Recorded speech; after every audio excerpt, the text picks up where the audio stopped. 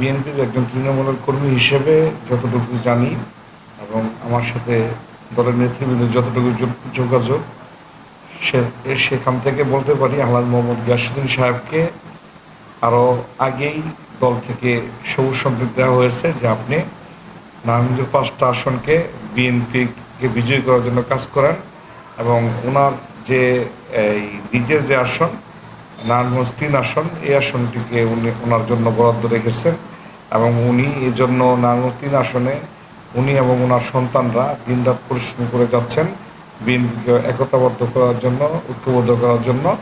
এবং আমরাও বিএনপি যারা তৃণমূলের নেতাকর্মী আছি, আমরাও আপ্রাণ চেষ্টা করে যাচ্ছি বিএনপি এবং ধানের শীষের পক্ষে যাতে গণজোয়ার সৃষ্টি হয় এবং মানুষের দোরগোড়ায় গিয়ে বিএনপির এবং ধানের শীষের পক্ষে আমরা দাওয়াত দিয়ে যাচ্ছি যাতে আগামী দিনে বিএনপিকে ভোট দিয়ে আলহাজ মোহাম্মদ গিয়াসউদ্দিন সাহেবকে ভোট দিয়ে আগামী জাতীয় সংসদ নির্বাচনে বিজয়ী করেন এবং এর মাধ্যমে একজন ভালো মানুষ এবং একজন যোগ্য মানুষ নারায়ণগঞ্জ 3 আসনের জনগণ আগামী সংসদে দেখতে পাবে এবং আমরা আশা করি উনি বিজয়ী হলে আগামীতে উনি নারায়ণগঞ্জ সারা বাংলাদেশের প্রতিনিধি হিসেবে মন্ত্রিত্বের স্বাদ গ্রহণ করবেন। নারায়ণগঞ্জের মানুষ গর্ব করে বলতে পারবে আলহাজ মোহাম্মদ গিয়াসউদ্দিন সাহেব আমাদের নারায়ণগঞ্জের সন্তান, উনি এখন মন্ত্রিত্বের আসনে বসেছেন।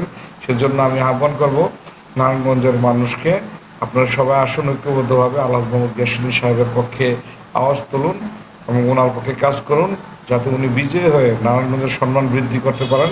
উনি মানুষকে শিক্ষিত করার জন্য যেমন অক্লান্ত পরিশ্রম করে যাচ্ছেন স্কুল কলেজের মাধ্যমে, তেমনিভাবে উনি ওনার যে নেতাকর্মী আছে ওনাদেরকে সবসময় কিভাবে ভালো মানুষ হওয়া যায়, কিভাবে নীতি নৈতিকতা শেখা যায়, সবসময় এই ব্যাপারে মোটিভেশন দেন।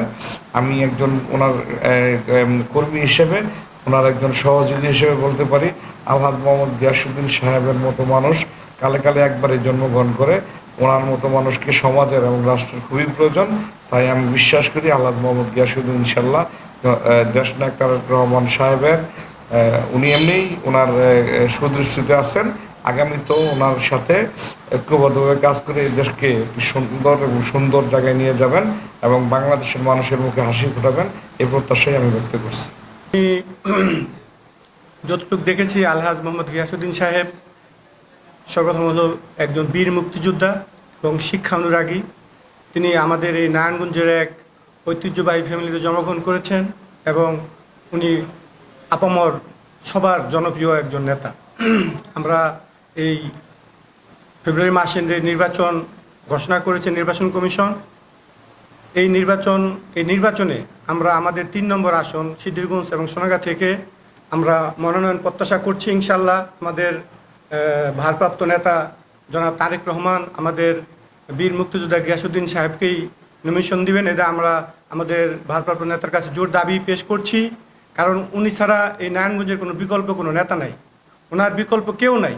একমাত্র শামীম ওসমান সাহেব বলেছিলেন যে আমি যদি ভয় পাই একমাত্র গিয়াসউদ্দিন সাহেবকে ভয় পাই। তাহলে এরকম নেতাকে যদি আমরা নমিনেশন না দিই তাহলে নারায়ণগঞ্জবাসী অত্যন্ত ভারাক্রান্ত হয়ে যাবে এবং নির্বাচন করবে না, এরকম এক মনোভাব তৈরি হয়েছে। গিয়াসউদ্দিন সাহেব যদি মনোনয়ন না পায় তাহলে নারায়ণগঞ্জবাসী নির্বাচন করবে না, এরকম একটা মনোভাব তৈরি হয়েছে। বিশেষ করে আমরা 7 নম্বর ওয়ার্ডে আমাদের জনাব শামীম ঢালী ভাইয়ের নেতৃত্বে আমরা ইনশাআল্লাহ বীর মুক্তিযোদ্ধা আমাদের আলহাজ গিয়াসউদ্দিন সাহেবের কিভাবে ওনার নেতৃত্ব আমরা বাস্তবে দেখতে পারি সেটা আমরা শামীম ভাইয়ের মাধ্যমে আমরা কার্যক্রম পরিচালনা করে যাচ্ছি। ইতিমধ্যে আপনারা দেখতে পাচ্ছেন যে আলহাজ গিয়াসউদ্দিন সাহেবের নেতৃত্বে শামীম ঢালী ভাই গাছপালা এবং কিভাবে এই সমাজকে বায়ু দূষণ থেকে মুক্ত করা যায় এজন্য টি প্ল্যান্টেশন কর্মসূচি আমরা পালন করেছি।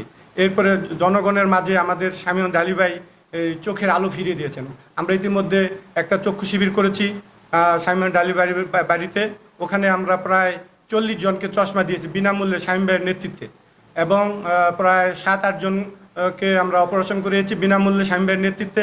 এমনিভাবে রাস্তাঘাট যেখানে যা দরকার আমরা গিয়াসউদ্দিন সাহেবের অনুপ্রেরণায় ওনার নির্দেশে শামীম ভাইয়ের সাথে আমরা এগিয়ে যাচ্ছি ওনার কার্যক্রমকে সাথে নিয়ে। তো এমনিভাবে গিয়াসউদ্দিন সাহেবের পদযাত্রা আমাদের নারায়ণগঞ্জের সমস্ত জায়গায় সেই ফতুল্লা থেকে শুরু করে সোনারগাঁ পর্যন্ত যেদিকে তাকাই না কেন আমাদের আলহাজ গিয়াসউদ্দিন সাহেবের কোনো বিকল্প নাই। এই প্রত্যাশা রেখে আমি আমার কথা শেষ করছি।